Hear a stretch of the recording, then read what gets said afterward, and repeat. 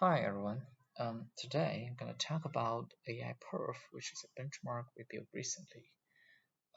It uses automated machine learning as a workload to benchmark AI-HPC's computing power. Uh, so I'm trying to answer some basic questions here. The first one is, why do we need a new benchmark for AI-HPC? Uh, and why do we choose automated machine learning as our workload? And then how do we design and implement the algorithms? And how do we measure the computational power of AI-HPC? And eventually, I'm going to show some evaluation result of our benchmark on different systems. So the basic reason why we need a new benchmark is the convergence of AI and HPC. So the figure on the top right shows the growth of the AI model in recent years. So the increase of the AI model and available computing power and the growing data size altogether this stimulates the convergence of AI and HPC. And that leads to several challenges. Uh, for example, like the high bandwidth, low latency communications, and also the high speed interconnections to the large file system. Um, so the question is, uh, what are the requirements to benchmark the whole system, right? Considering the data, the model, the machine, and can we use the existing benchmarks? So here's some existing benchmarks for HPC. The most famous one is LINPACK or HPL, which solves the dense linear equations in double precision. But it provides very little information for I/O, and it also doesn't have the setup cost. Another one is MPB, which has 5 primary scientific computation workloads and 3 pseudo apps. Uh, the most recent one is HPL AI, um, which tries to address the mixed precision computation pattern in AI, but uses pretty much the same workload as HPL. So can we use those benchmarks? Simple answer is no, because they don't really have representative AI workloads, uh, and they don't really cover the cross-stack performance of the whole system. So what about the existing AI benchmarks? Can we use them? So we do have a bunch of AI benchmarks right now. I guess the most famous one is MLPerf. Um, so we still cannot use those benchmarks because most of them they are composed of a bunch of different workloads. For example, like MLPerf, and they don't really have a uniformity.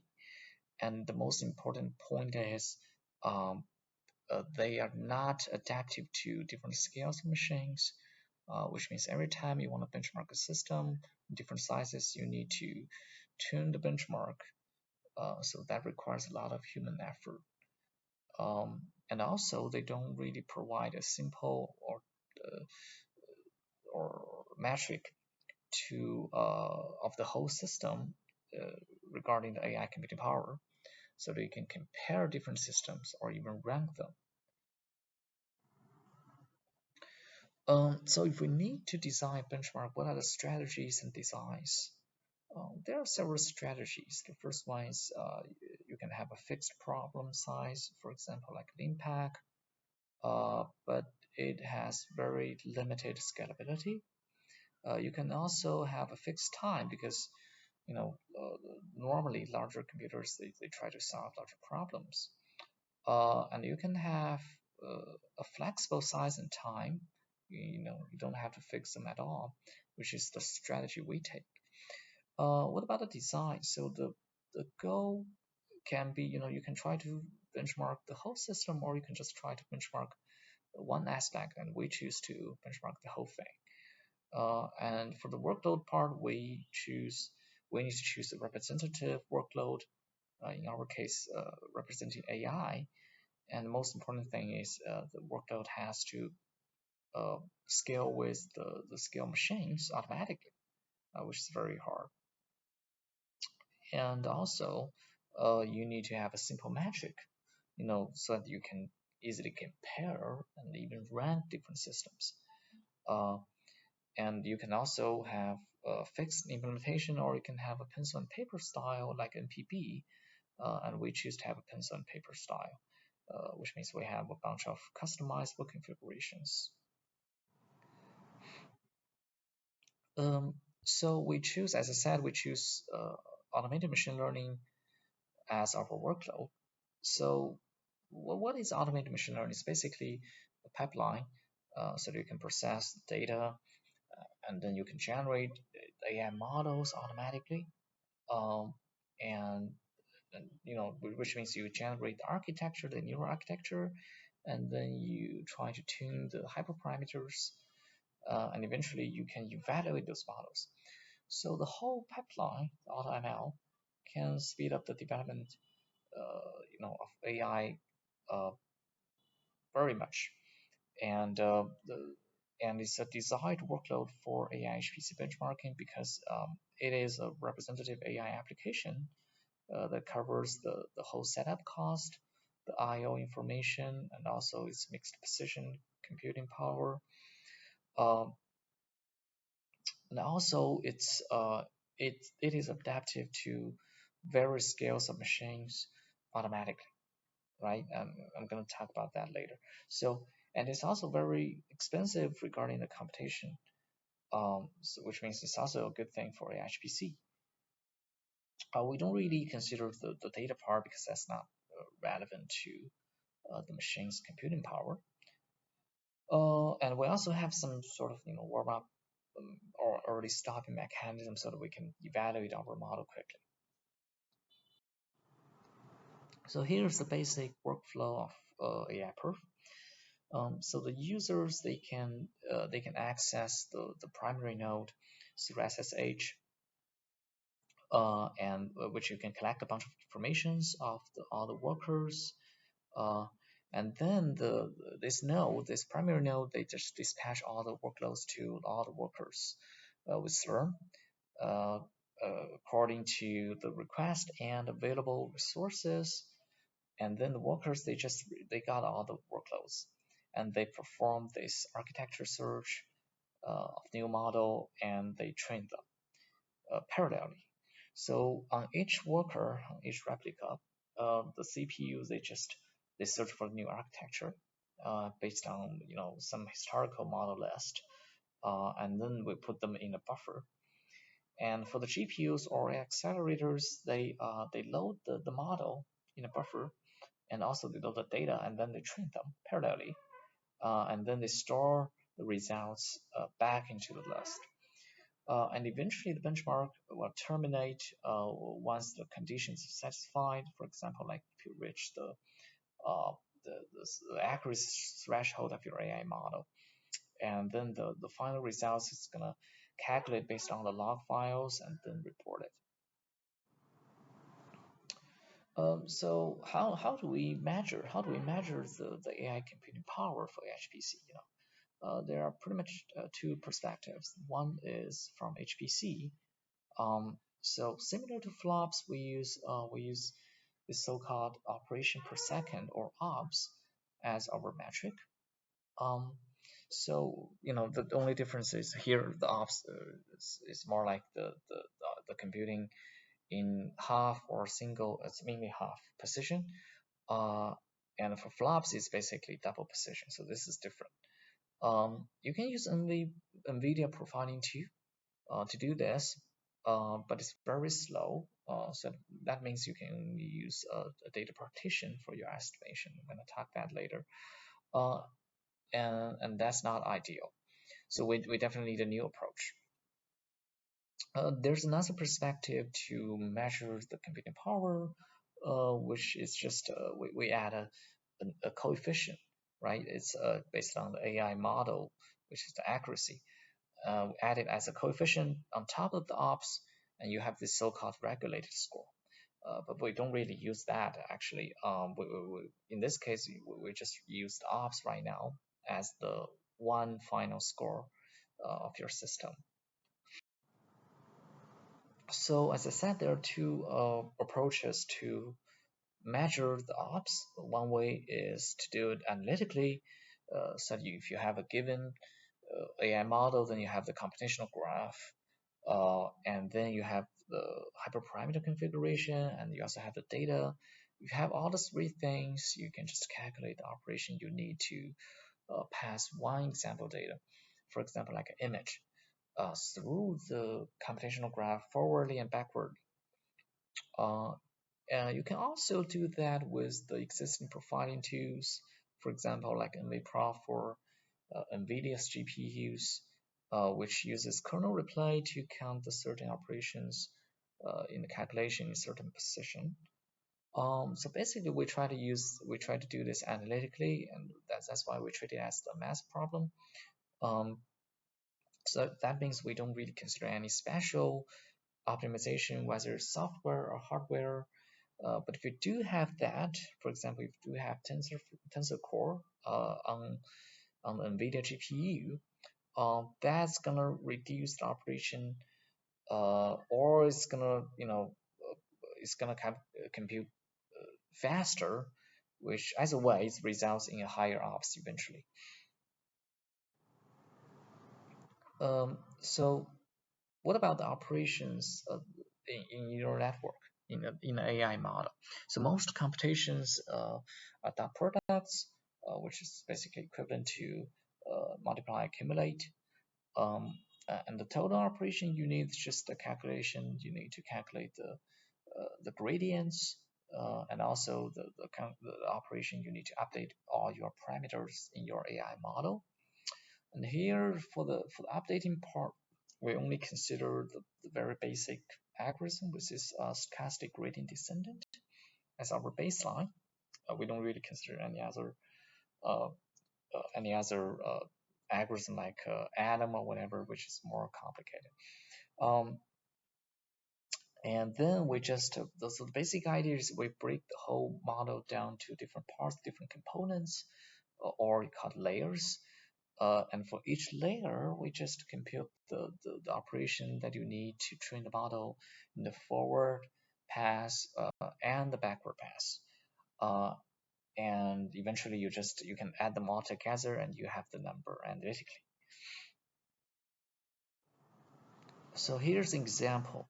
Uh, for the famous model like ResNet, you can break it down to several kinds of layers.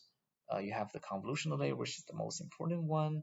You also have a pooling layer. You have the fully connecting layer in the end, which is also called dense layer. You also have some other layers like softmax or activation function layer, and so on.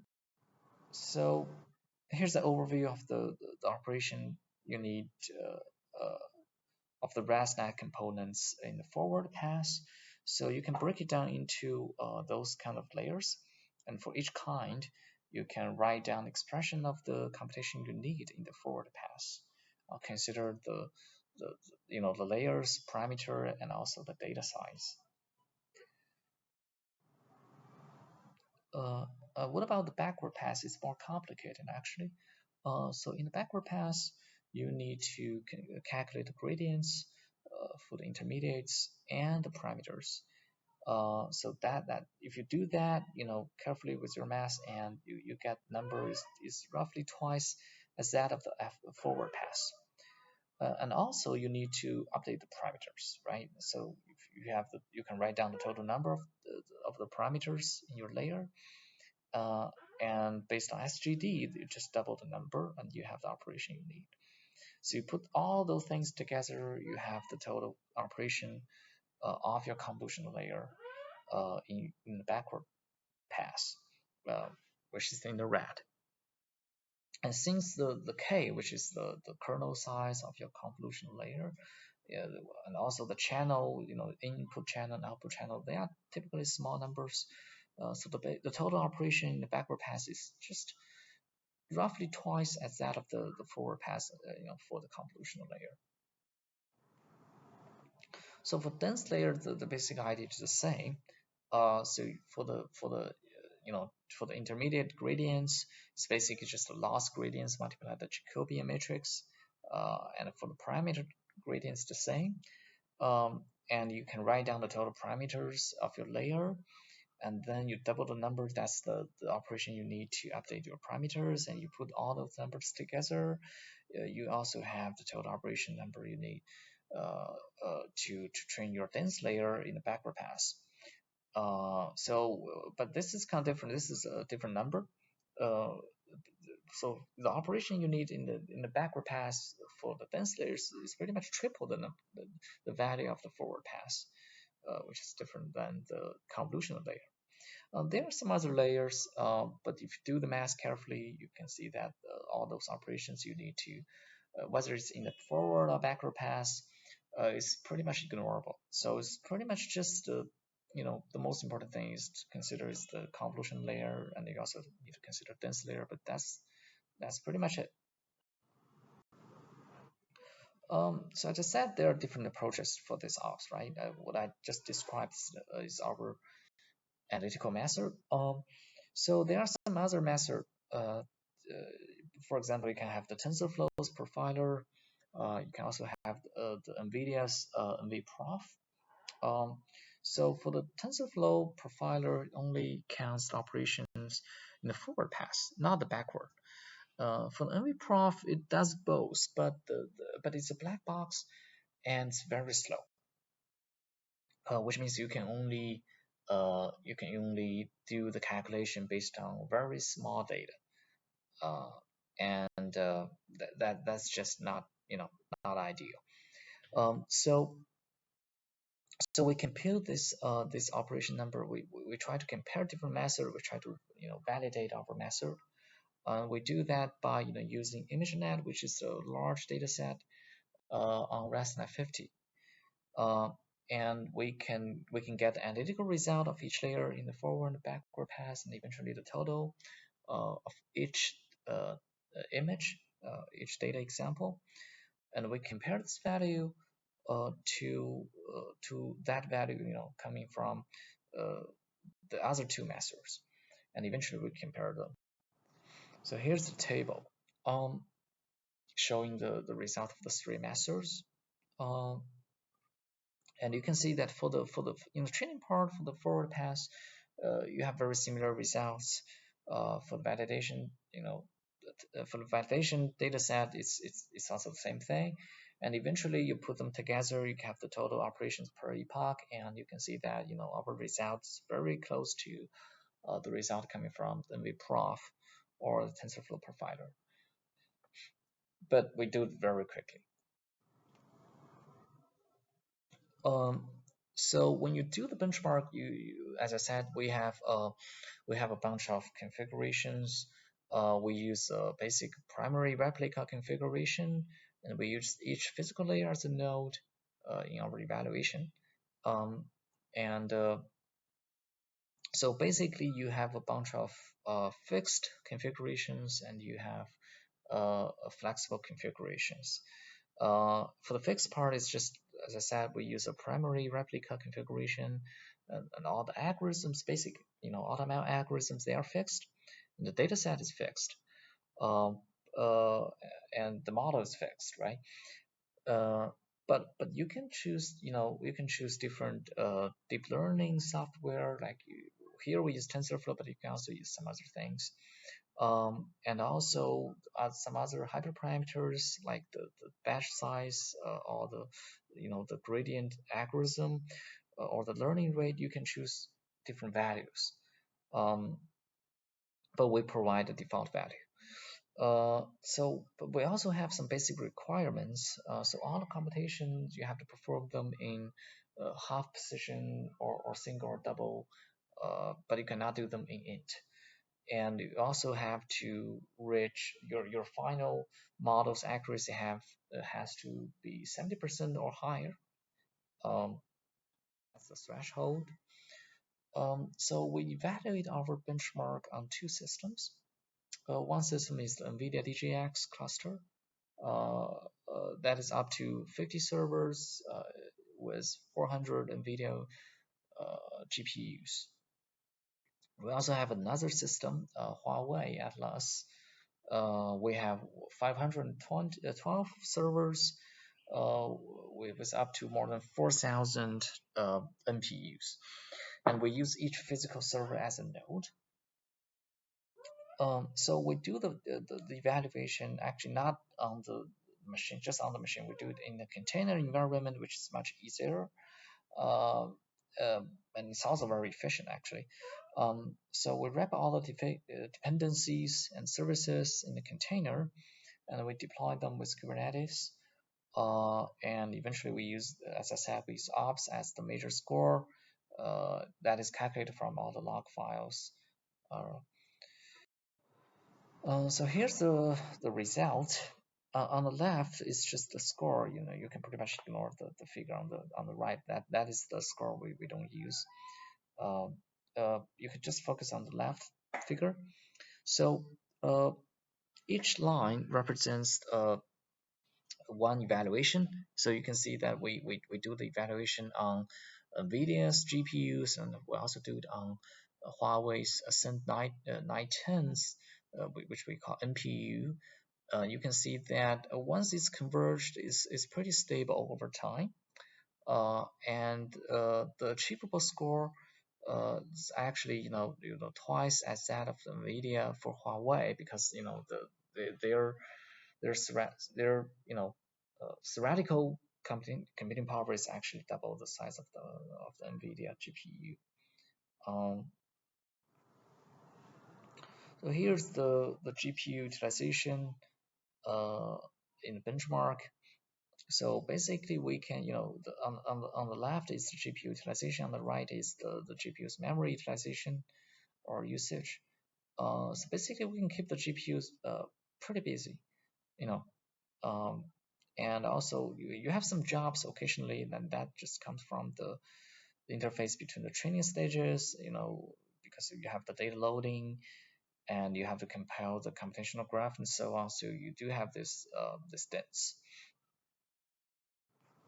So here's the result of the weak scaling. So we do have a near linear relationship between the computing speed in PE-ops and the number of AI accelerators. So that's pretty good because it's near linear. And we have some superlinear point eventually, because that's the system is not super stable actually when we do the test. And we did a lot of optimization on the customizable configurations for that test. That's why it's a little bit it's a little bit high for the result, but it's basically linear. You may ask this question, that why the measured performance, why the measured ops in FP16 is not the same as the theoretical one that you can read from the hardware specific. Is because of several reasons. The first one is because of the network, the neural network, the AI model. You need to compile the computational graph. You need to execute those networks. That takes time, and also the data needs to flow on various caches and memories, and that also takes time, which means you're not doing the computation all the time. And for the calculation, you need to break down all the matrices to smaller ones, and most of the calculation can be executed on tensor cores, but not all, right? So eventually, the actual ops you get is much lower than the theoretical picks. So based on our benchmark, we have this AIPerf 500 ranking sponsored by ECM CPC China last year November. And the largest system we tested is a very large AI-HPC in Pengcheng National Lab. and eventually we have this is 194 TOPS basically. So let's summarize our benchmark. So there are several highlights. The first one is we choose automated machine learning because it's a representative AI application. It can adapt to different scales of machines automatically. And we do this implementation in a very parallel way regarding the CPU for generating the neural architecture or the AI model or the optimization part, and also on the GPU regarding the training, and also we do it among different nodes parallelly, and so on. And we have an analytical approach to calculate our metric, which is ops, uh, and we evaluate our benchmark on the various scales or types of machines, from 4 nodes with 32 NVIDIA GPUs, uh, which we have like 56 TOPS, up to 512 nodes with more than 4,000 Huawei NPUs, which we measure 194 TOPS actually. And we verify our stability and near linear weak, scalability. And you can check out our paper on archive and all the codes on GitHub. Thank you guys. That's all.